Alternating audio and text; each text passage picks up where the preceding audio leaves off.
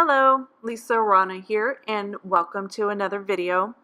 Today's card is about creating a patterned background using your stamps and the MISTI tool. I'm featuring the Succulent Salutations stamp set from Unity Stamp Company with those darling succulent cacti and the It's a Beautiful Day for You sentiment. I have my supplies all set to go. Also a piece of white cardstock in my MISTI. I'll be using the Gina K Amalgam ink in black and also a transparency to help with the placement of the images. So I've already stamped one image on that transparency and removed it, and now I'm restamping that onto my cardstock, which is the start of our repeat pattern.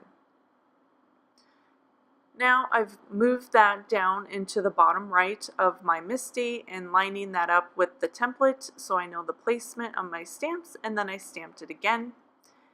And then again, using the template for placement, I needed a bit of a mask, so I stamped that cacti on some post-it tape, cut it out, and then laid it over my image, and then stamped that image in the top corner, and then removed the mask. And then I just kept moving my cardstock and using that template. So I filled up every inch of that cardstock with a stamped image, and that created my repeat pattern.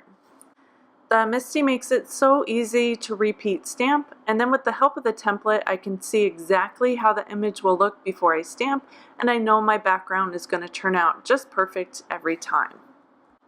To assemble my card, I have my card base covered in some black cardstock, and I'm popping up my background with some foam adhesive just in the center of my card. And next I've also watercolored one of those succulents with distress ink, and I'm popping that over the center image as well.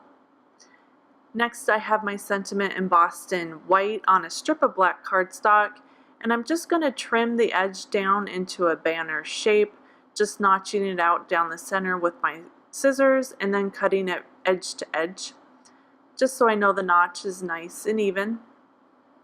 And then I'll adhere that to the card with a bit of foam at one end, and then I'll just use some tape adhesive to glue it directly down onto my card. That way I know the sentiment banner is even with the level of that popped up center panel.